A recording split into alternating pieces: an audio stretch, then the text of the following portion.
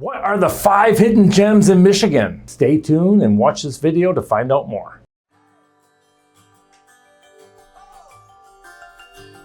Number 1 on my list is Porcupine Mountains. The Porcupine Mountains, or so-called the Porkies as we call it, is a group of small mountains spanning in the northwestern Upper Peninsula of Michigan in Ontonagon and Gogebic counties, near the shore of Lake Superior. The Porcupine Mountains were named by the native Ojibwa people, supposedly because of the silhouette had the shape of a crouching porcupine. The Porcupine Mountains are home to the most extensive stand of old-growth northern hardwood forest in North America, west of the Adirondack Mountains, spanning at least 31,000 acres. The area is popular among tourists, especially Lake of the Clouds in the heart of the mountains, and part of the Porcupine Mountain Wilderness State Park. The Porcupine Mountains were the site of copper mining. One of these mines is the Nonsuch Mine, which operated sporadically from 1867 to 1912. Because of its copper mining history, the state park is a cooperating unit of the Keenawall National Historic Park.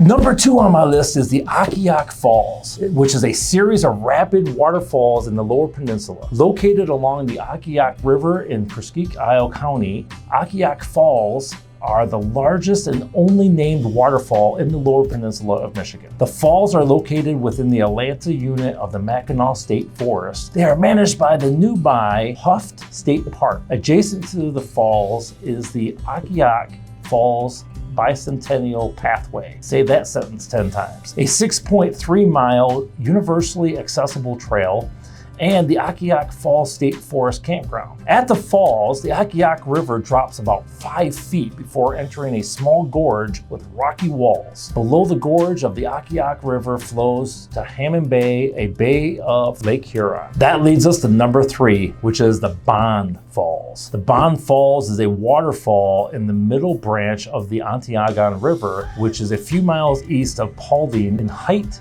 Township in southern Ontonagon County of Michigan. The site is near the US Highway 45 of the western portion of the Upper Peninsula. The total drop of the fall is about 50 feet. There's trails that lead to and from the falls from a picnic area atop of the falls. Now, there is a newer walkway that extends across the river below the base of the falls. You can take some pictures and do some nice walking, whatever it is that you guys like to do, but the scenery is just phenomenal. The river drops 875 feet down from Bond Falls Lodge, which is perched on the highlands of the western Upper Peninsula to Lake Superior. Bond Falls is not a natural waterfall. It has been changed by nearby dam that was built by the Upper Peninsula Power Company. So that brings us to number 4, the Kitch-iti-Kipi. Say that 14 times, right? Kitch-iti-Kipi. The Kitch-iti-Kipi, located within the Palms Brook State Park, is the Michigan's largest natural freshwater spring. The name means big cold spring in the Obicha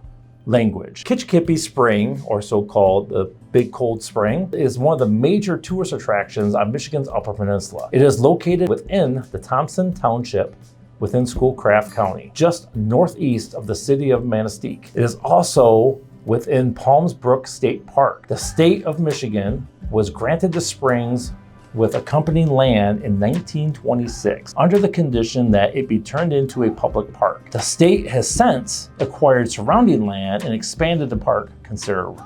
It is a sight to see.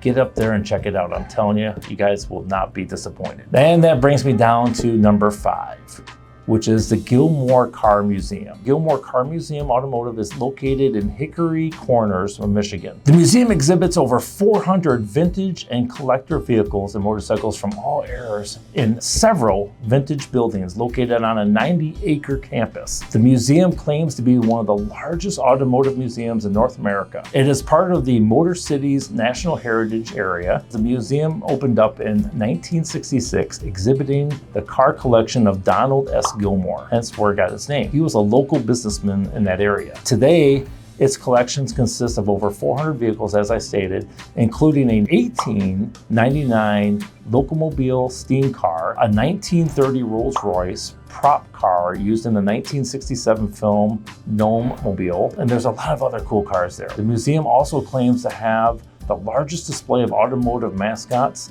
and name badges in North America. The campus includes a 1941 Blue Moon diner and a replica of a 1930s Shell fuel station. It also is North America's largest automotive museum with 190,000 square feet of exhibit space. Those are my top 5 that I've chose. I think that if you ever take a visit to Michigan, you should check them out, or even if you live here in Michigan, check those out. In the meantime, I'll see you on the next one, and don't forget to subscribe to get more updates for other areas here in Michigan.